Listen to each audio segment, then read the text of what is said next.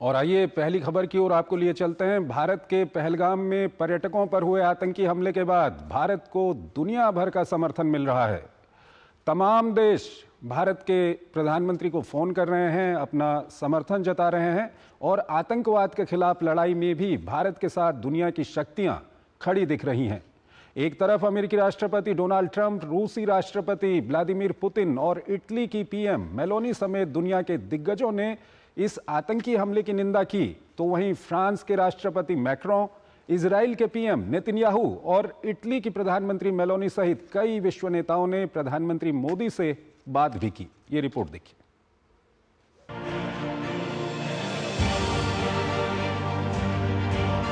पहलगाम के संदिग्धों पर सुरक्षा बलों ने कार्रवाई करते हुए हमले में शामिल 2 आतंकवादियों के मकान को उड़ा दिया। पुलवामा की त्राल इलाके में आशिफ शेख और अनंतनाग के बिजबहारा इलाके में आदिल ठोकर के मकान को नियंत्रित विस्फोटकों के जरिए गिराया गया। दोनों व्यक्तियों पर बेस्टर्न पहलगाम आतंकी हमले में भूमिका निभाने का आरोप है। दुनिया भर के तमाम मीडिया ने पहलगाम आतंकी हमले को प्रमुखता से जगह दी, लेकिन न्यूयॉर्क टाइम्स की रिपोर्ट चौंकाने वाली रही।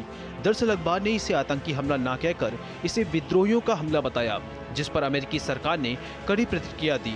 अमेरिका की हाउस फॉरेन अफेयर्स कमेटी ने न्यूयॉर्क टाइम्स को फटकार लगाते हुए इसे एक सीधा आतंकी हमला करार दिया। अमेरिका ने सोशल मीडिया पर न्यूयॉर्क टाइम्स की हेडलाइन में सुधार करते हुए पोस्ट भी साझा किया। बहरहाल आतंकी हमले के बाद से भारत को दुनिया भर से समर्थन मिल रहा है। सभी बड़े देशों ने भारत के साथ एकजुटता दिखाते हुए आतंक के खिलाफ लड़ाई में सहयोग का वादा किया है। इटली की प्रधानमंत्री जॉर्जिया मेलोनी ने प्रधानमंत्री मोदी से टेलीफोन पर बात की। उन्होंने आतंकी हमले में मारे गए लोगों के प्रति दुख जताते हुए आतंकवाद के खिलाफ लड़ाई में इटली के पूर्ण समर्थन की बात दोहराई। पीएम मोदी ने भी उनके समर्थन और आतंक के खिलाफ स्पष्ट संदेश की सराहना की। मेलोनी के अलावा फ्रांस के राष्ट्रपति इमैनुअल मैक्रों ने भी पीएम मोदी से बात की। उन्होंने पहलगाम हमले में मारे गए लोगों के प्रति दुख जताते हुए कहा कि फ्रांस और उसके सहयोगी आतंकवाद के खिलाफ जहां भी जरूरत होगी लड़ाई जारी रखेंगे। ब्रिटिश प्रधानमंत्री कीर स्टारमर ने पहलगाम आतंकी हमले को विभत्स घटना करार दिया।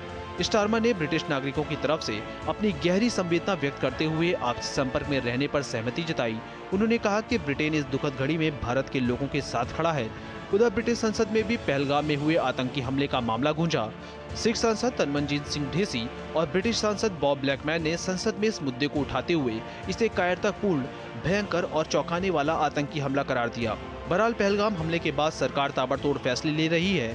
केंद्रीय गृह मंत्री अमित शाह ने पहलगाम में हुए आतंकी हमले के मद्देनजर देश के सभी राज्यों के मुख्यमंत्रियों से बात की।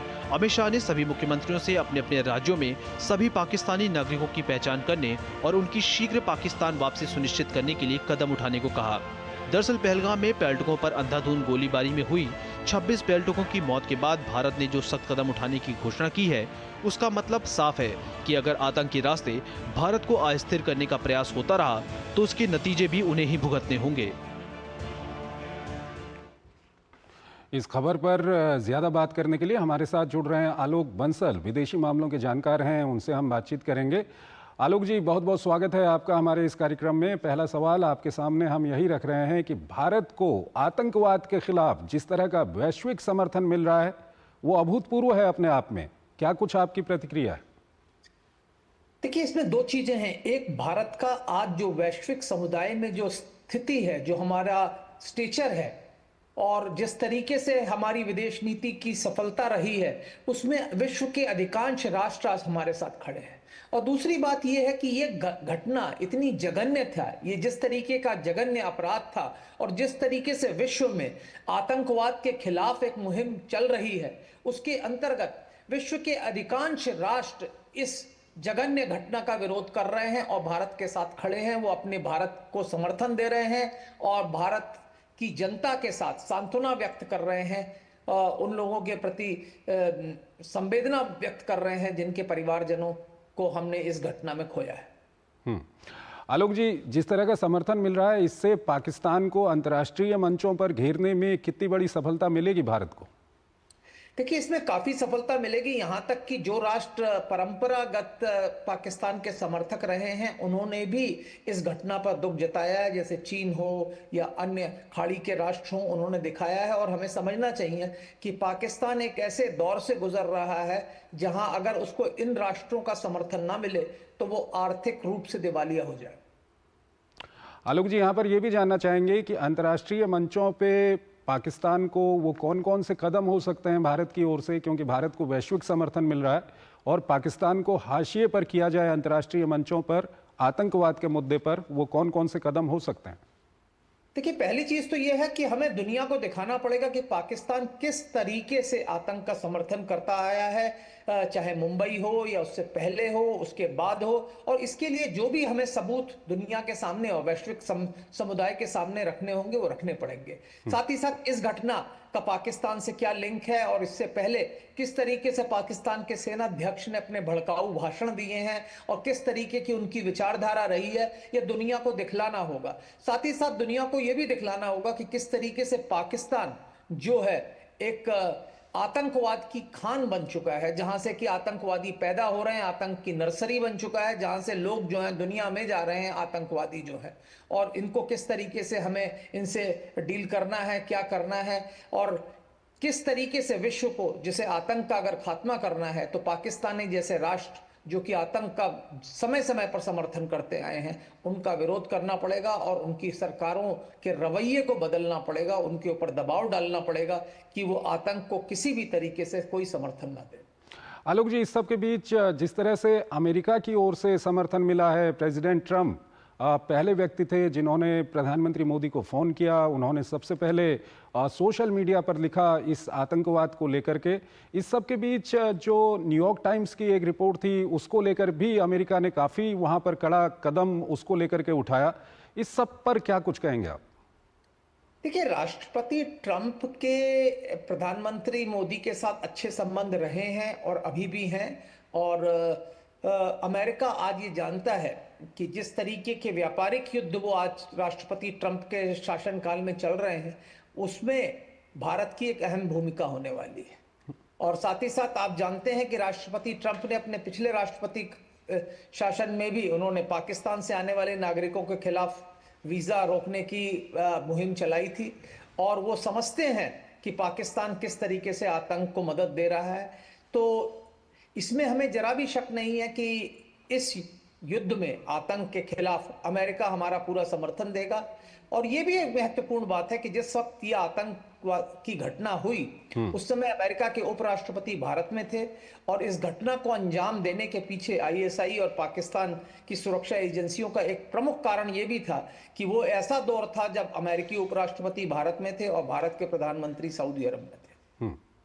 आलोक जी, चीन को लेकर के कई लोगों को ये लगता है कि चीन, जब इस तरह का मामला आता है तो चीन पाकिस्तान के साथ खड़ा रहता है, लेकिन हमने यहाँ पर देखा कि चीन की ओर से निंदा भी की गई इस घटना की। चीन के रुख को लेकर के क्या कुछ आप कहेंगे? और हाल के दिनों में हमने देखा है कि भारत और चीन के संबंधों में कुछ जो बर्फ है वो पिघली भी है, क्या कुछ आप कहेंगे? देखिए, चीन इस वक्त चाह रहा है कि भारत से उसके संबंध बेहतर हों, और इसमें कोई शक की बात नहीं है कि प्रधानमंत्री मोदी के शासनकाल में हमारे संबंध काफी बेहतर हो गए थे, जब तक कि डोकलम और गलवान जैसी घटनाओं के बाद वो संबंध खराब नहीं। तो अब चीन चाह रहा है कि वो संबंध दोबारा सुधरें और भारत और चीन के बीच में अच्छे संबंध हो। दोनों एशिया के जो पड़ोसी मुल्क हैं उनके बीच संबंध बेहतर होने चाहिए। और हमने पहले भी देखा है, ऐसा नहीं है कि चीन पहली बार कर रहा है। अगर आपको कारगिल का जमाना याद हो तो तब भी चीन ने भारत का, पाकिस्तान का विरोध किया था कारगिल में जिस तरीके की घुसपैठ हुई थी। और यही बात अच्छी है कि इस बार भी चीन ने जो है इस घटना में भारत के साथ पूरी संवेदना व्यक्त की है, और मुझे इसमें जरा भी शक नहीं है कि भारत जो भी कदम उठाएगा, चीन उसमें अगर भारत का समर्थन नहीं करेगा तो भारत का विरोध भी नहीं करेगा। आलोक जी, इसके अलावा अरब देशों की हम बात करें, जब ये घटना घटी थी प्रधानमंत्री उस वक्त सऊदी अरब में थे, और हमने देखा कि वहाँ पर सऊदी अरब की ओर से भी इस घटना की निंदा की गई, और भारत के जो अरब के मुल्क हैं उनसे काफ़ी अच्छे संबंध हैं अरब देशों को लेकर के, क्योंकि पाकिस्तान को हमेशा ये लगते रहा है कि उसको कुछ थोड़ा बहुत जो समर्थन है वो अरब देशों से मिल सकता है। इस पर क्या कुछ आप कहेंगे? देखिए, सऊदी अरब और संयुक्त अरब अमीरात पाकिस्तान के लिए बहुत महत्वपूर्ण है, क्योंकि पाकिस्तान की विदेशी मुद्रा का जो भंडारण है उसका एक बहुत बड़ा स्रोत रेमिटेंसेस है, जो विदेश में रहने वाले पाकिस्तानी भेजते हैं। और जो ये रेमिटेंसेस आते हैं उसमें करीब करीब 50% इन दो मुल्कों से आता है, सऊदी अरब और संयुक्त अरब अमीरात से। अगर ये पाकिस्तानी नागरिकों के खिलाफ कोई भी कठोर कदम उठाते हैं तो ये रेमिटेंसेस सूख जाते हैं। साथ ही साथ सऊदी अरब के करीब 4.5 बिलियन डॉलर्स करीब पाकिस्तान की बैंक में डिपॉजिटेड है। संयुक्त अरब अमीरात के भी करीब 2 बिलियन डॉलर जमा है। और इन्हीं जमा पूंजियों के मद्देनजर आईएमएफ ने पाकिस्तान को जो कर्ज दिया है वो दिया है। इसके अलावा सऊदी अरब ने पाकिस्तान को 2 बिलियन डॉलर की ऑयल फैसिलिटी दी है, जिसके कारण पाकिस्तान उधार पर तेल खरीद पा रहा है। अगर सऊदी अरब और संयुक्त अरब अमीरात थोड़े अपने नजरें और तेज कर दें तो पाकिस्तान तो दिवालिया होने से कोई रोक ही नहीं सकता, क्योंकि अगर ये देश सिर्फ अपना पैसा इनके बैंक से निकाल ले और इनको उधार पर तेल देना बंद कर दें तो पाकिस्तान के पास विदेशी मुद्रा का तो बिल्कुल अभाव हो जाएगा और फिर वही स्थिति हो जाएगी जैसी आज से कुछ समय पूर्व थी। और ये दोनों देश भारत के साथ अच्छे संबंध चाहते हैं, अच्छे संबंध है हमारे, बहुत अच्छे संबंध हैं। और मुझे लगता है, हो सकता है अभी ना करें, पर आगे चलकर ये पाकिस्तान पर पूरा दबाव बनाएंगे। और जो इस वक्त पाकिस्तान में एक कट्टरपंथी जनरल जो सेना की कमान संभाले हुए हैं, विशेषकर उसके ऊपर दबाव बनाया जाएगा कि वो उसको या तो सत्ता से हटाया जाए या उसकी जो नीतियां हैं उसके ऊपर एक अंकुश लगाया जाए। आलोक जी, आप बने रहिए हमारे साथ। एक और महत्वपूर्ण खबर है, उससे पहले हम यहाँ पर एक छोटा सा ब्रेक लेते हैं। एक छोटा सा ब्रेक।